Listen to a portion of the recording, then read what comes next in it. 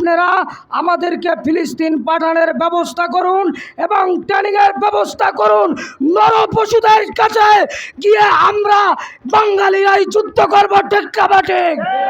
ইসলামী আন্দোলন বাংলাদেশ কর্তৃক আয়োজিত ফিলিস্তিনি মুসলমানদের উপরে বর্বর হামলা ও গণহত্যার প্রতিবাদে ইসরায়েলের বিরুদ্ধে আজকের এই আমাদের গণমিছিলের সংগ্রামী সভাপতি, উপস্থিত তাওহীদি জনতা, আসলে আমরা দেখতেছি, আমরা ছোটবেলা থেকেই দেখতেছি আমাদের প্রাণকেন্দ্র মুসলমানের একটা আস্থার জায়গা ফিলিস্তিন, সেখানে আমাদের মুসলমানদেরকে বারবার এই ইসরায়েলি নরপশুরা সদা সর্বদাই আমার মুসলমানদেরকে নির্যাতন করে আসছে, ঠিক না ঠিক?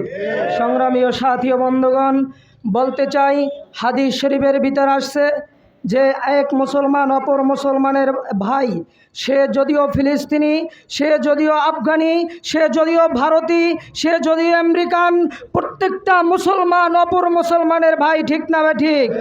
আল্লাহ রাব্বুল আলামিন বলেন যে গোটা বিশ্বের মুসলমান একটা শরীরের মতো, যদি একটা শরীরের হাতের আঙ্গুলে ব্যথা পায় সমস্ত শরীর অনুভব করে, একটা শরীরের পায়ে যদি ব্যথা পায় তাহলে এরকমভাবে সমস্ত শরীর যেভাবে অনুভব করে, ঠিক তেমনিভাবে আমাদের ফিলিস্তিনি মুসলমানরা আজকে দুঃখে দুঃখে মরছে, তারা শহীদ হচ্ছে, আমাদের প্রাণ কাঁদছে, আমাদের চোখের পানি ঝরছে, আমাদের দিল কাঁদছে।